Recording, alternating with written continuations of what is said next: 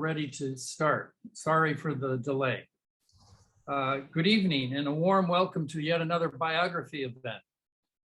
My name is Kai Bird and I'm the director of the Leon Levy Center for Biography, a wholly unique institution hosted by the Graduate Center of the City University of New York and founded by Shelby White and the Leon Levy Foundation in 2007.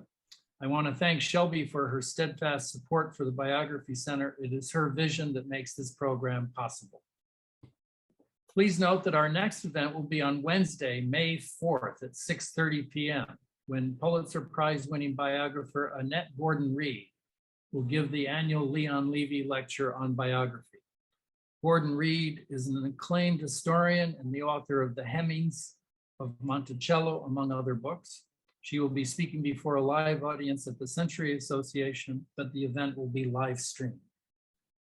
Please mark your calendars and register for this free event on the Leon Levy website. And if you have not done so already, please register your email address on our website so that you can be notified of our future events. But tonight we are here to discuss Kate Clifford Larson's new book, Walk With Me, a biography of the civil rights icon, Fannie Lou Hamer. She will be in conversation with the Pulitzer Prize winning biographer of Malcolm X, Tamara Payne. Kate Clifford Larson is the author of 3 other critically acclaimed biographies, Bound for the Promised Land, Harriet Tubman, Portrait of an American Hero, Rosemary, the Hidden Kennedy Daughter, and The Assassin's Accomplice, Mary Surratt, and The Plot to Kill Abraham Lincoln. After earning BA and MA degrees from Simmons University and an MBA from Northeastern University in Boston, Larson earned a doctorate in American history at the University of New Hampshire, specializing in 19th and 20th century US women's and African American history. Tamara Payne is the co-author of The Dead Are Arising, The Life of Malcolm X, written with her father, Pulitzer Prize winning journalist. I've started it. I haven't finished it. Sorry.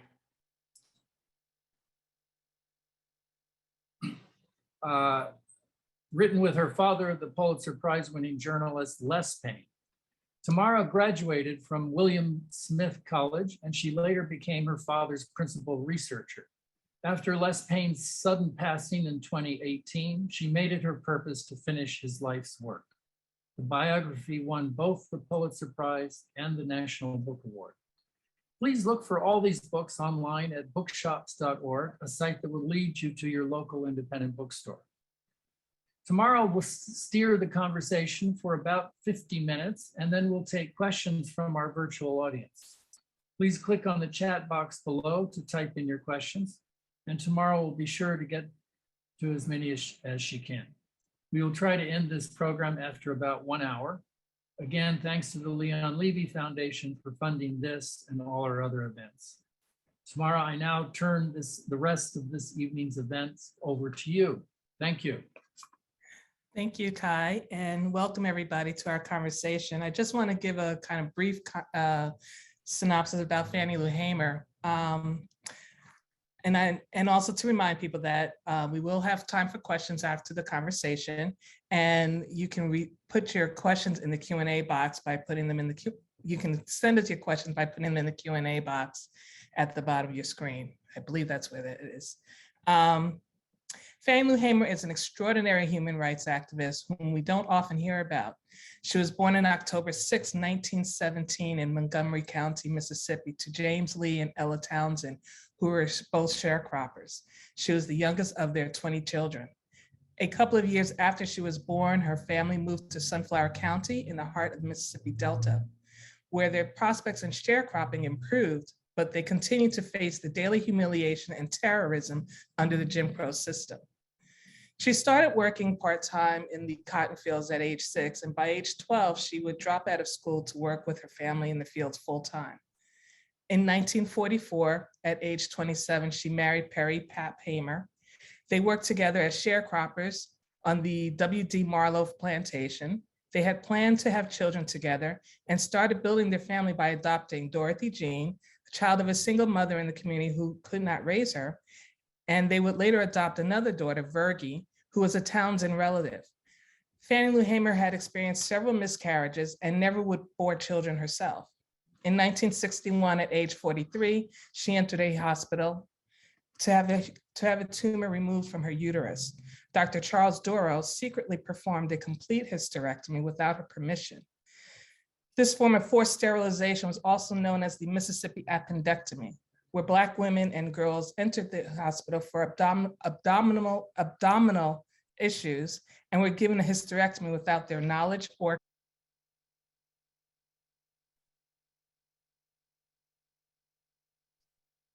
Tamara, you need to unmute. Yeah. Forgive us for our technical difficulties. We will get through this. So I left off where she had her hysterectomy.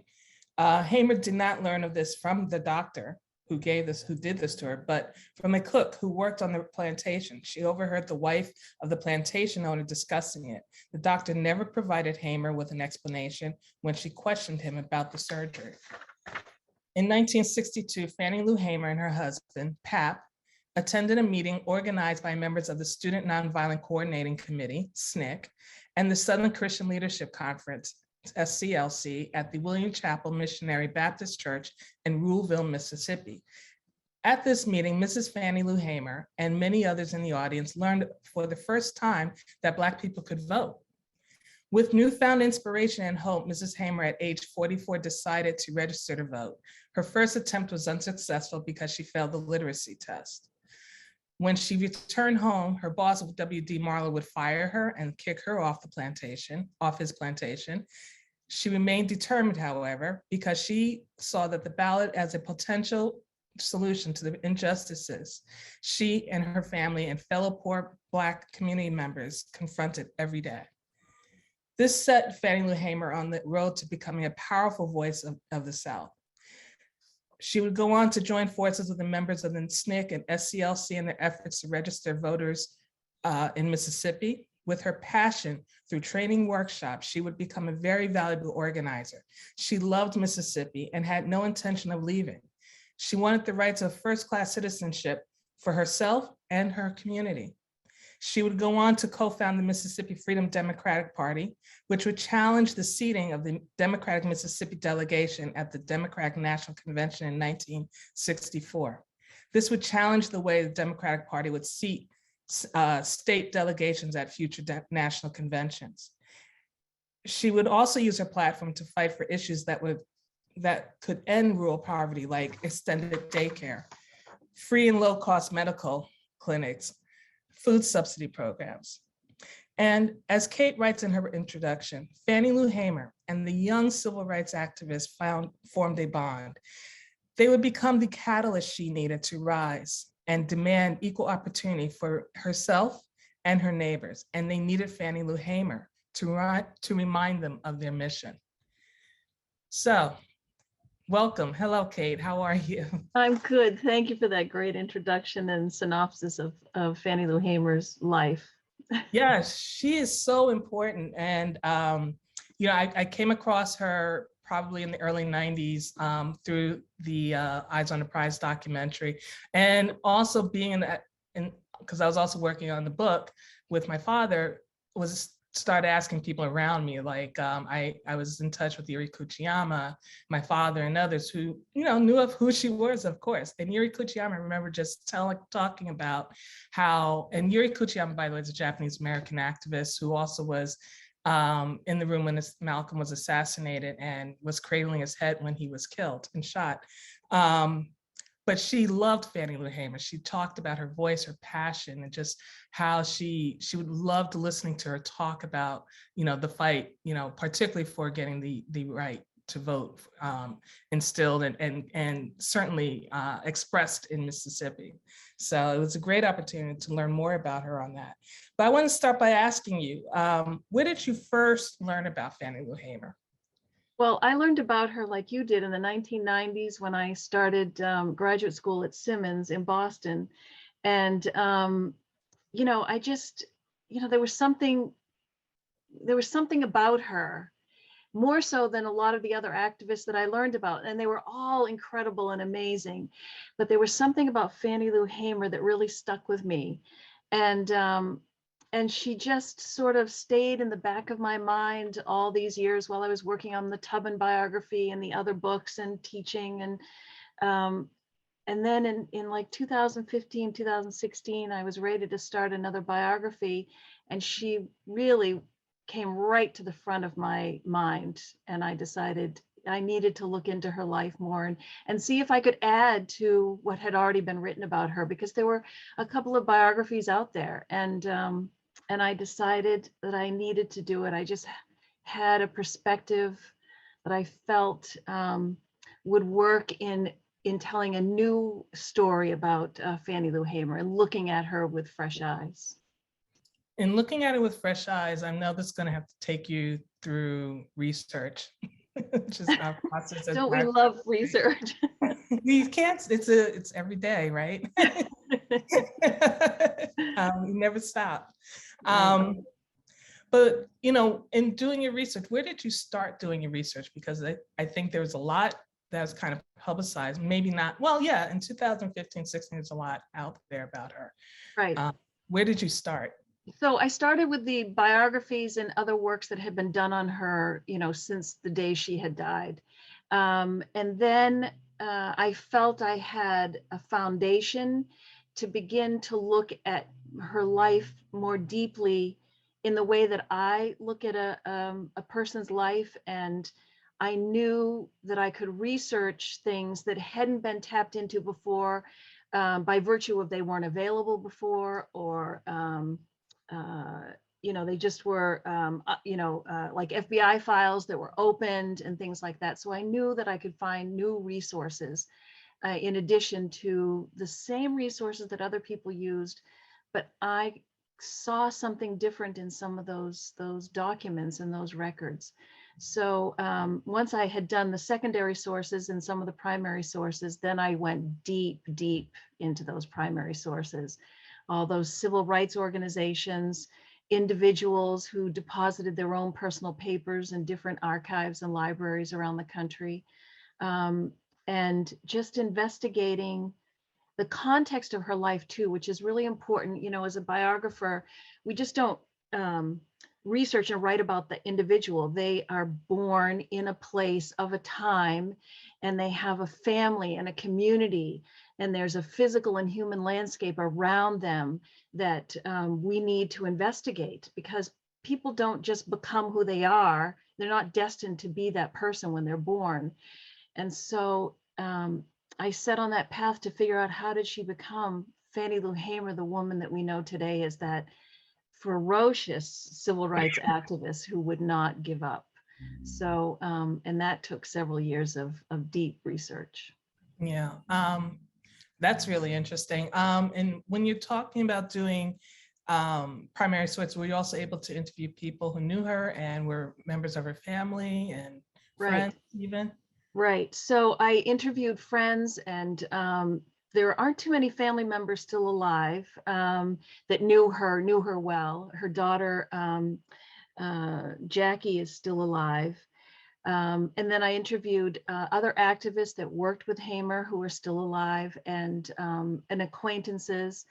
And, they all had that same kind of look and that tone in their voice when they talked about her, that there was some magic. They all felt that magic. And by talking to enough of them, I could, and then looking at tapes of Hamer, listening to her voice, I could see where they were getting that memory of that magic that she had in a room, wherever she was, whether it was in the living room of someone's home or on stage somewhere when she was giving speeches. Yeah, excellent. I think it's really interesting on the one hand, I want to get back to what you felt was different about your approach to looking at Fannie Lou Hamer. So I really need to know that landscape. I need to know that human landscape that she was born into. I needed to know. So I wanted to understand her family. So I went deep into the records to trace her family back to before the Civil War. She talked about how her grandmother was born enslaved, had 20 children in slavery, and then the last 3 children that she bore was after slavery. And in my historian's mind, I thought that was unlikely that that would have been that way, that she would have known her grandmother, that would have had that many children and still several children after the Civil War. But I wanted to find this unbelievable woman. So I went back and I looked, and it was difficult to find her. And I think that Hamer didn't understand herself who that woman was, because in 1961 or in the 1960s, Hamer said that her grandmother died at the age of 136 in 1961. So I knew that that wasn't really possible. She was trying to piece together the missing history of her family, which is so common with families and with Black families in particular. That story before the Civil War gets lost.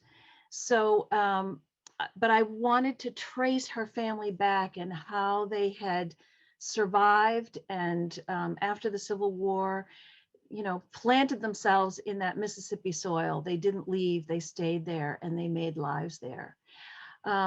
And I wanted to know her siblings. She was the 20th child. So that's a lot of children, and she was the baby in the family. But when I started researching, I discovered that 7 of those children had died before she was born. 4 of them were babies in the 4 years before she was born. And so that told me about that tragedy in that family, but also what kind of conditions those babies were born into and why did they die. And it turns out that 1 out of 4 Black children in Mississippi at that time period died before they reached the age of 5. And it was because of the poverty, the lack of access to health care, poor nutrition, unsanitary conditions in those sharecropper shacks that were placed in the lowest point of plantation. So there was always standing water. So that really started to open things up for me. And it explained why Hamer's mother, Ella Townsend, was such a fierce protector of Fannie Lou. She was the last baby to survive. And after losing 4, she was, determined to make sure this little baby was going to make it. And Hamer's siblings, talked about in interviews how Hamer was so spoiled, it irritated all of them, that she got away with everything. But I can see why Ella just treated her so differently. And she was accorded, deference in a way the other kids were not treated with that. So it's that kind of research that I feel compelled to do.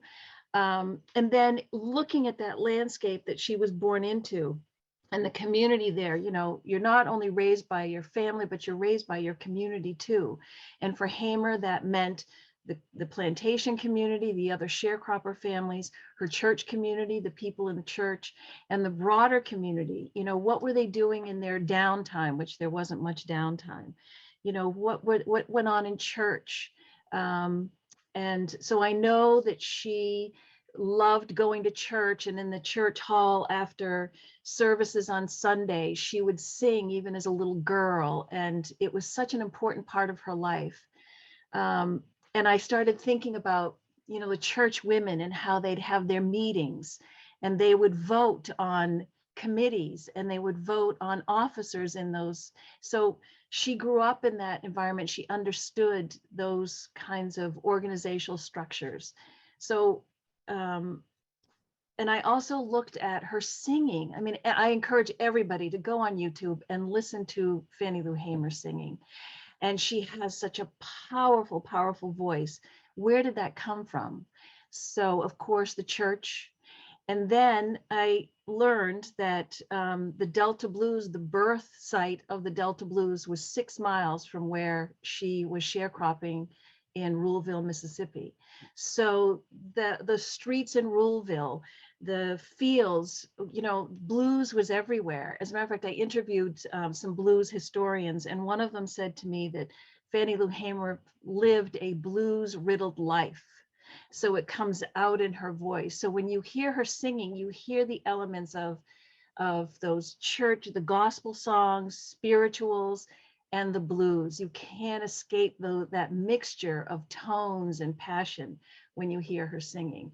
So those are the kind of things that I build into a biography so that we all can get to know Hamer as a woman, not just as the political activist that was standing up on the stage. She was a real human being who had a childhood, a teenagehood, and an adulthood that was very complex. And I wanted people to know that. I wanted to know it. So if I want to know it, I hope that other people want to know that too. Well, absolutely. It's important to bring in the more human side of and filling in that picture of this person that we see on the screen. And also, I would say that her voice in speaking, was filled with the blues. You could hear it, the textures and the tones in her voice when she was giving her testimonial at the DNC in 1964 as well. But in all of her speeches, I was always amazed by her calmness. She was so focused, but the calmness of telling such painful, it's just really painful experiences that she had experienced. And I also want to get into, because I know you also wrote about Harriet Tubman, so you have more than a familiarity with writing about slavery, and also so you're looking into it also in Mississippi. I wanting to know, how would you describe or compare really the society that Fannie Lou Hamer comes up in under Jim Crow in Mississippi to slavery that her family would have, her ancestors experienced in Mississippi? So Mississippi, yeah, I don't think it changed much from the days of slavery and once they went through Reconstruction and that ended in the late 1870s, and by the 1890s they had sort of reinstituted a de facto slavery with the sharecropping system and the segregation and the denial of rights to African Americans.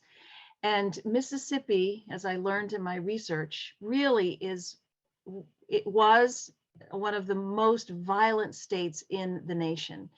And its efforts to subjugate African Americans really had no bounds. They hold the record, and it's a terrible record to hold, that they have the most lynchings of any state in the nation. And there are several counties that top the list of counties in the nation with high numbers of lynchings. And Hamer lived with it. She grew up with lynchings near her. So it was a fact of life, but violence perpetrated against African Americans in Mississippi, it was a constant in her life. And she had to learn early on how to navigate that violent landscape and find ways to survive, find joy in life, knowing that she could not have all the rights and privileges that citizens around the country could enjoy. So Mississippi was and is in some ways a very difficult place. Yeah, I mean, the lynchings themselves is the highest numbers, as I recall, in our research. The other thing I wanted to bring up was I wanted to know, what was she like, navigating this, like how did she deal with, all right, I know she was close to her mother. What was the relationship with her father? So she rarely talked about her father. And Mm-hmm. I'm interpreting that she was a little distant from him. She was very close to her mother. She talked about her mother in interviews. She admired her mother greatly. I think she inherited a fierceness from her mother. She talked about her mother carrying buckets into the field, and one would have food, one would have water, and another one she never seemed to open. But one day, little Fannie Lou looked in the bucket and there was a gun in there. And her mother had it there to protect her children from the white boss who would come and do whatever he wanted to do.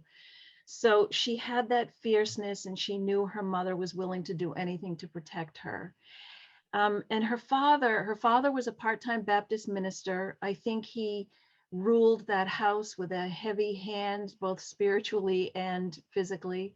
And he seems very distant from Hamer. And I'm just interpreting that because she rarely talked about him.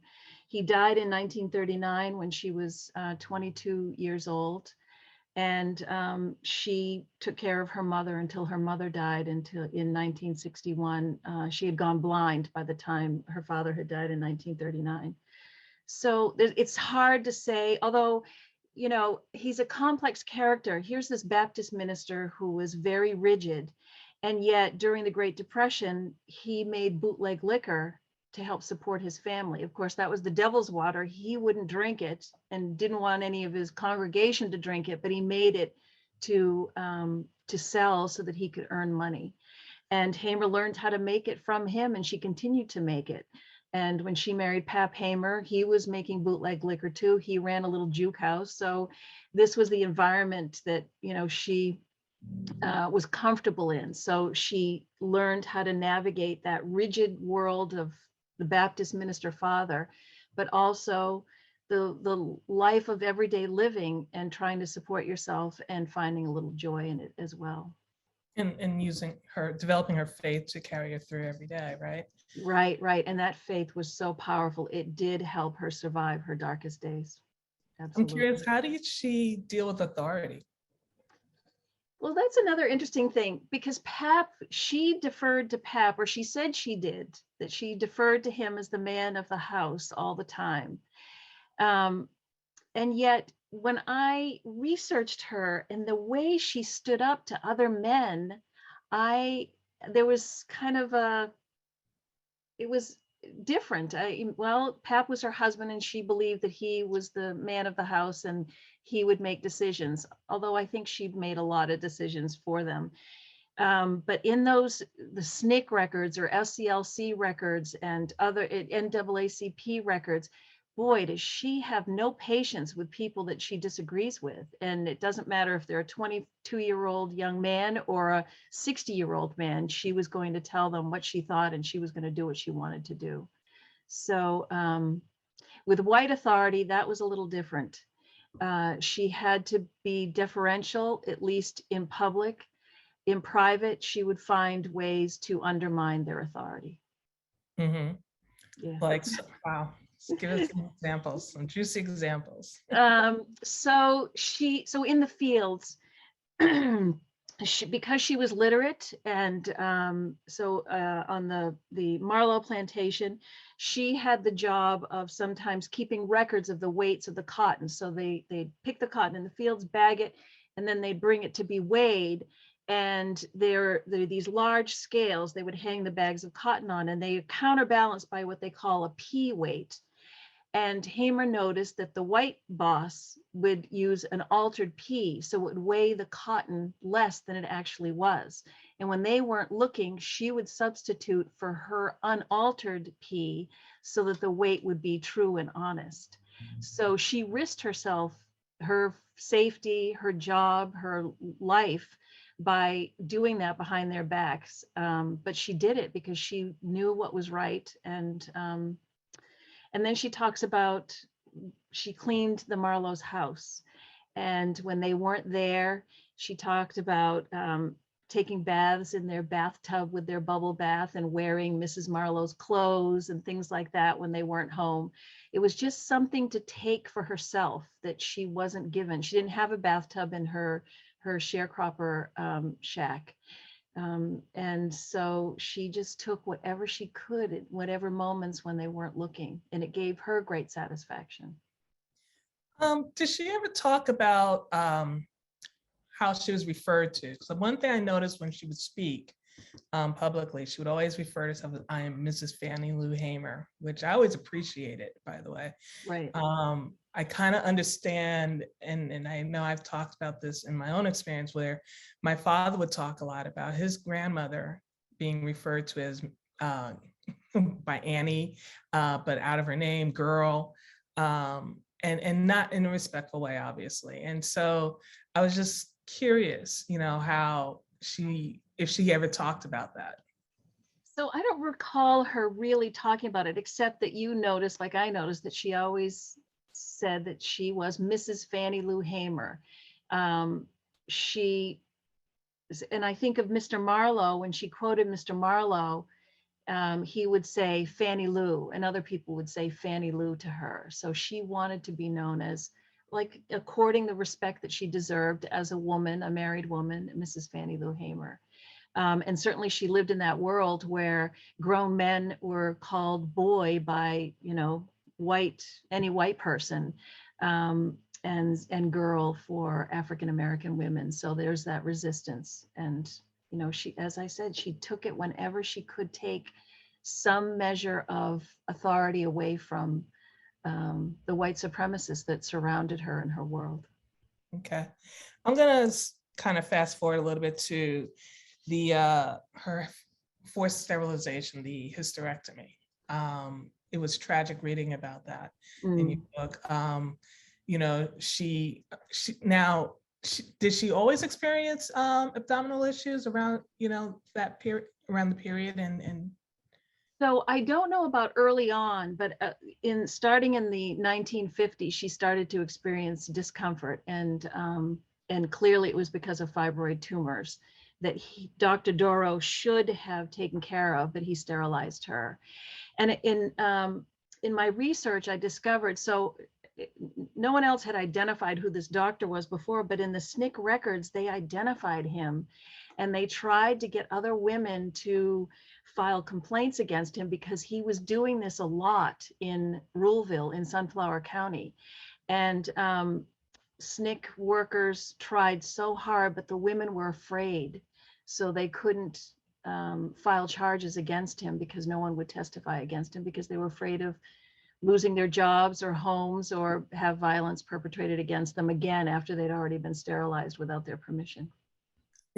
Yeah. And the way you write about also about how, without knowing, and how she finds out about this is just tragic, and then not understanding what's happening to her body even, and the changes, Right. menopause and the Immediate. weight, the mood swings, all of that. So I just, right. It was heart-rending to read that. But I'd like to, can I just say too that early on when I was researching the biography, I had a great conversation with Heather Richardson, and she was saying, Fannie Lou Hamer, we know her and she's amazing.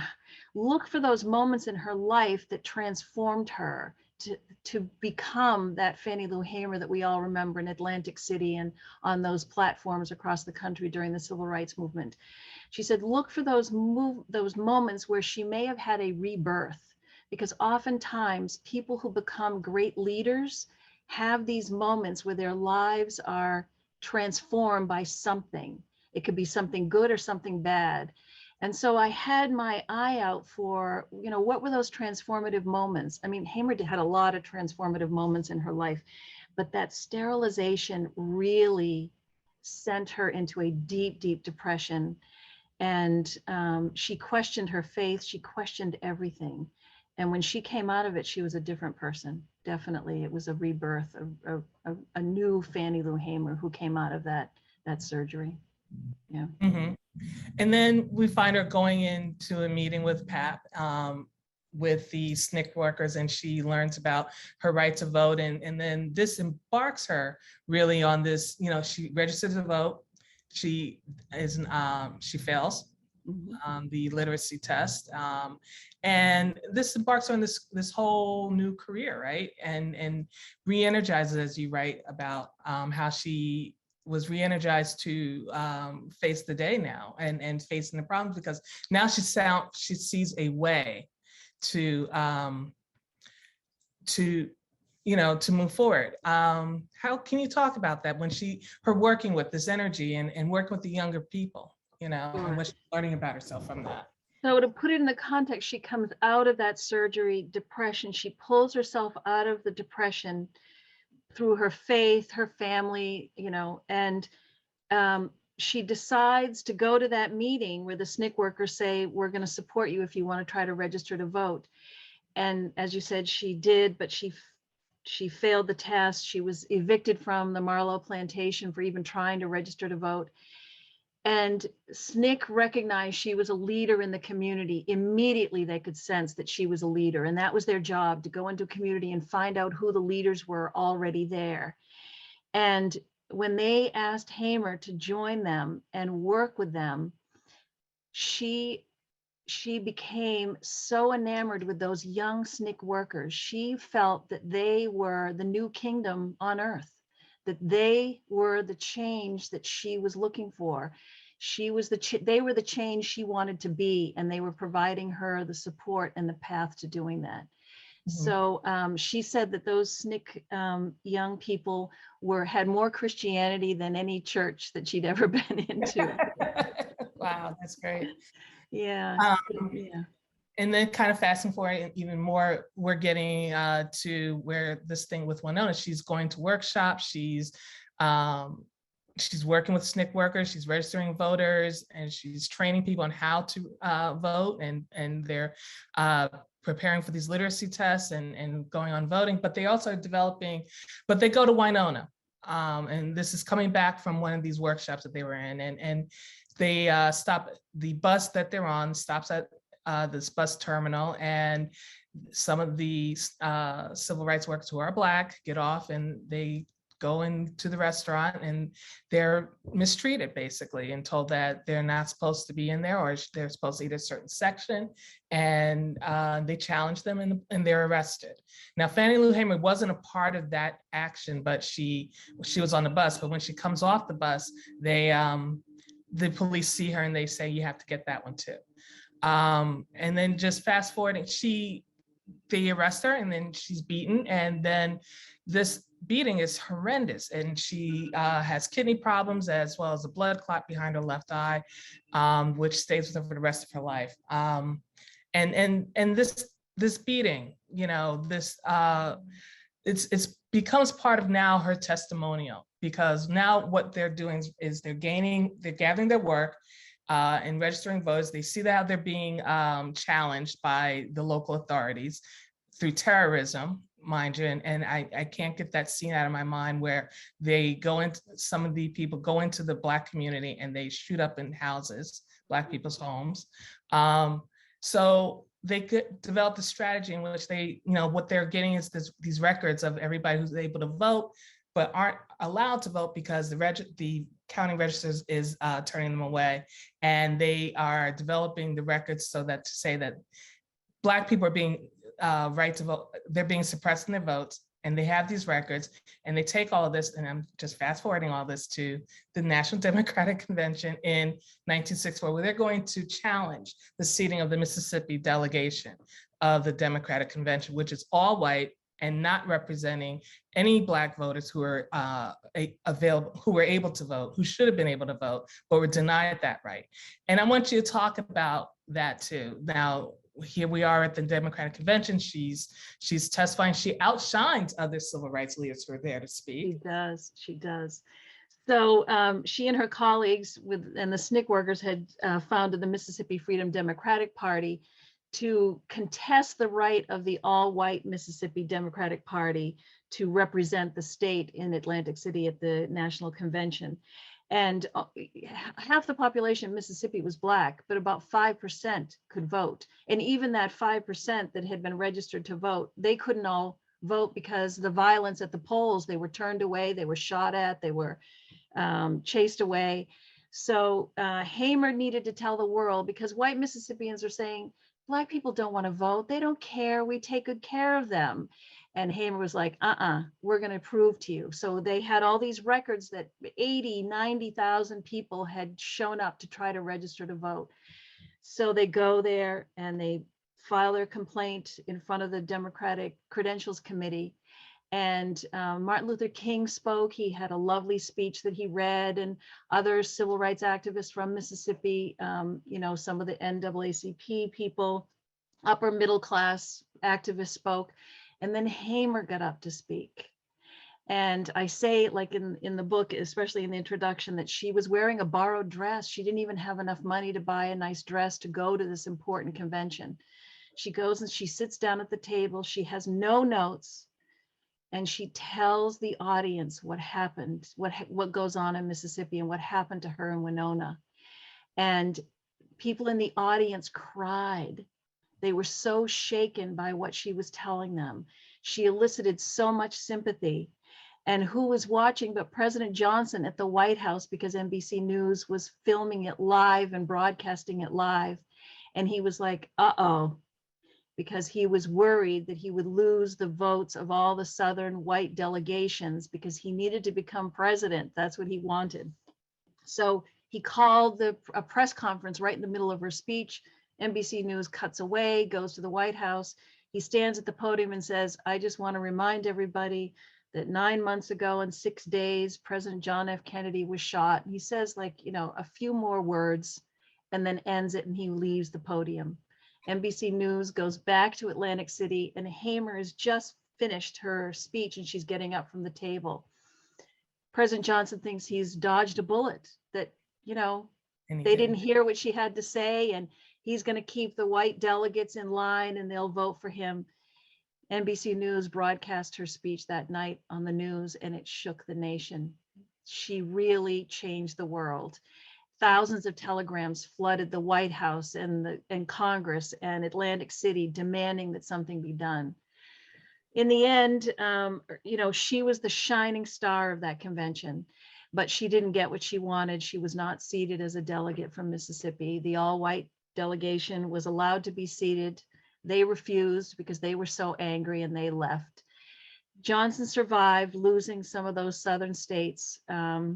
But Fannie Lou Hamer, who we all remember from that 1964 convention, her speech was so powerful. And that catapulted her really up to the limelight, and she became an important source in the civil rights movement and a presence there, challenging everybody. Right, and she lays out the question to America, is this America, right? And where the land of the free, and the brave, right? Absolutely, and it's such an important question she poses to them. And so I think it's also important to also talk about, just so we're fast forwarding, is that she never stops working on voters' rights, right? And she did this as a member of they formed the Mississippi Freedom Democratic Party. She never stops working on, and they never stopped working on this. And they actually challenged it again in 1968, right? And they get closer and closer to a point where they finally, so they actually were successful in making changes that you didn't immediately see, but it did change, in the years that followed. I want to also kind of talk a little bit about their 1964, after the convention, they get to take a trip. The people who were at the Freedom Party who went to the convention, they get to go to, Harry Belafonte comes in, and he knows how tired and how hard these people have been working. They had a freedom summer, registering all these people to vote. They're exhausted. He doesn't want the energy to die off. So he raises funds to send them off to Africa for 3 weeks. And it's such an eye-opener. Now I love to travel and I've traveled all my life. And it opens your eyes, and her eyes were really open. It was the first time she went to Africa. That's right. And what she sees, she starts to see people who look like her doing things that what she could not see in America, in Mississippi. Right. And also to see Black people in power. She met Sekou Touré, who was the president of Guinea. And it was just really amazing. What was also happening at this time was some of the SNCC workers were able to meet Malcolm X on this trip. And they were also, and Malcolm at that point, it was a very interesting time of his life. He had left the Nation of Islam, he had his Hajj, he was now actually, because he was independent, forming his own organizations, he wanted to work more with the civil rights organizations too, and organizing the power base of Black people in America, particularly when it came to the vote and voting bloc. And so, but the other thing he was also doing, which Martin Luther King also was on board with, was raising charges against the United Nations, against the United States for violating human rights, for the exact things that everybody was experiencing, particularly Fannie Lou Hamer in Mississippi. So this is also happening. And then in December of 1964, they actually meet at a rally in Harlem. And it's really interesting how that plays out, because you have, Fannie Lou Hamer, who's now also talking about human rights, because of, I think also because this is the language. SNCC is changing. They're talking about human rights. They have a relationship with Martin Luther King, but also they're leaning more towards what Malcolm X is talking about, Right. as far as human rights and organizing voting bloc, but also and other areas too. But you hear this language switch from rights of first-class citizenship to human rights, Right. and it's really that relationship that what SNCC is having with Malcolm X too. So I kind of want to put that in there. I'm glad you did, because it also shows that her education, in a sense, continued. She evolved as a person, as a human being. There were core values that she had and retained in her life. But like, you can see her transformation in her language. And she disagreed with Malcolm X on certain issues, but she admired him greatly. And after they met in December, he was killed 2 months later. And she thought he was an important voice. And at that time, SNCC was changing and people were leaving SNCC behind. They wanted to be more action oriented and forget the nonviolence. We need to push forward. And so she was part of all that. And Africa, when she went to Africa, it really changed her. Just like you said, they were, Black business owners. They ran the country. It wasn't like in the United States where everyone is subjugated.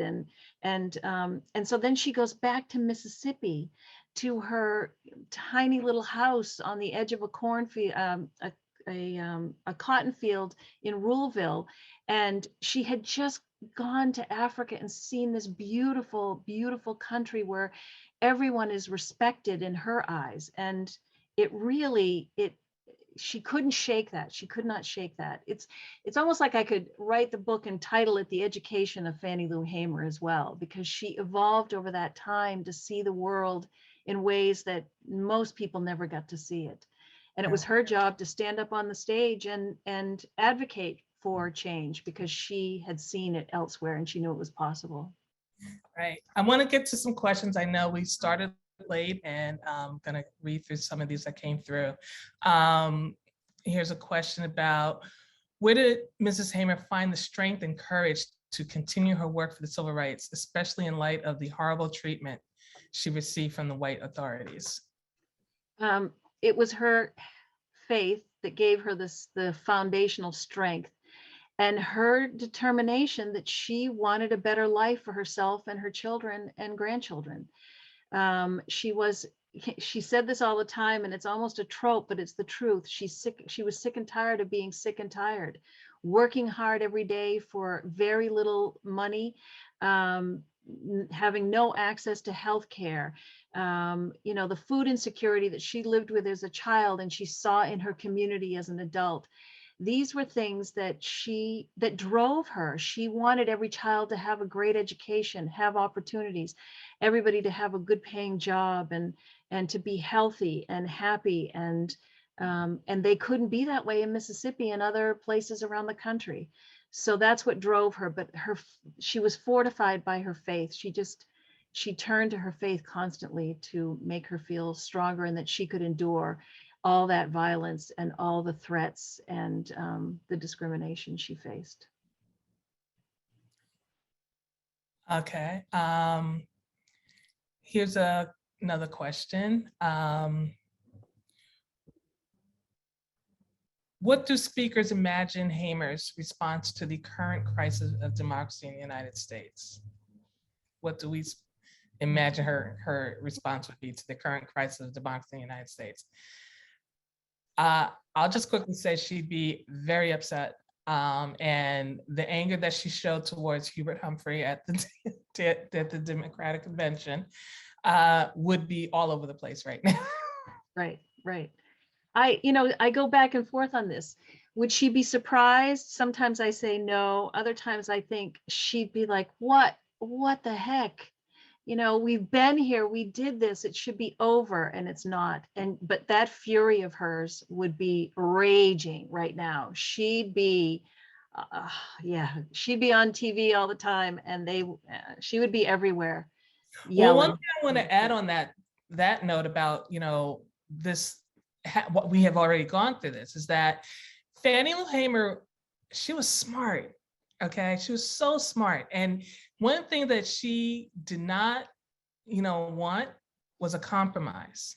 Right. When they went to the convention, they wanted to be seated, and they weren't going to accept, 3 seats for some of their members and just be happy with that and be quiet. She wasn't going to allow that to happen. And I think when you say that she would be angry from 77 until now at the different things that have happened, continually, and she'd be raging about that. So I don't think she'd be surprised at all, but we would hear her.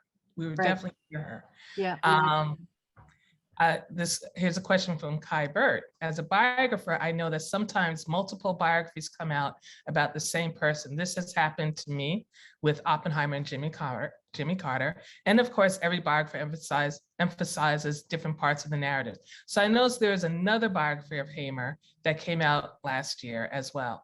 How is that book different from yours? So the other book is Until I'm Free by Keisha Blaine. And it's a sort of a biography. It isn't a detailed biography. It links Hamer and her, her political, intellectual messages and her life to today. And she links it to different, Breonna Taylor and other important moments in our very recent past. Black Lives Matter. And so that Hamer's like a foremother in a sense of these movements that are going on today. So she links that. So it's a very different book than my biography. Very different, very different. Here's another question. Did the author find that being a white person, she looks like she's white, I'm just reading it. I know, that's yes. Pose any particular challenges in working on this book and understanding her subject's life? So I would say I'm a really good historian and I'm a good biographer. And so I do the research as any historian would. And I think I have built an incredible story of Fannie Lou Hamer, the woman. I am not a Black woman, so I could not bring that specific perspective perhaps to the book. But if I wrote about a man, a white man, I generally wouldn't get that question. Historians write about historical past and people in the past. And I think of Nell Painter, who wrote about Woodrow Wilson, a white president. So we all have passion about subjects, and we hope as historians and biographers, writers, that we do the research, we do what we're supposed to do, interrogate the sources, really interrogate the sources, because there are a lot of sources out there that contradict each other. So we have to be grounded in the history, in the context, and be confident in our research skills to tease out stories from all of those sources. And so I feel very strongly that I've teased out a very rich, full story of Fannie Lou Hamer, the woman who becomes Fannie Lou Hamer, this incredible civil rights activist, feminist, political icon in this country. And I think people will really find her story fascinating and amazing, because there are leaders like this in our communities today. They don't all have these great educations and access to financial resources. They come out of nowhere And we need to recognize who those leaders are, like SNCC recognized Fannie Lou Hamer. Mhm. And we need to elevate them like she was elevated and given the opportunity. And sometimes we need to be uncompromising, like Fannie Lou Hamer was uncompromising. She was uncompromising in that, you know, and honestly, you know, I found that as a similarity to Malcolm X. Like they were both very uncompromising in their fight, and they were also did not put themselves in front of their what they were doing, their fight. This is going to be the last question. I was intrigued and impressed by Fannie Lou Hamer's relationship with her husband. What factors led to his unwavering support of her work? So their marriage was very complex, and I didn't have a lot of material to go on. They loved each other. There's no question about they loved each other, and that they were committed to supporting each other. I mean, he raised their children when she was on the road all the time. He stood by her. But I don't want people to walk away with this illusion that he was this Superman, because he cheated on Hamer a lot, and he had children with other women, which adds to this incredible crushing blow that Hamer had, that she was sterilized without her permission and couldn't have children with Pap. So he was a complex character, but that marriage stayed together. I mean, we can't, I guess, really know the interior of a marriage, other than they loved each other and they stuck it out, and they were quite a team. They were quite a team. Let's see.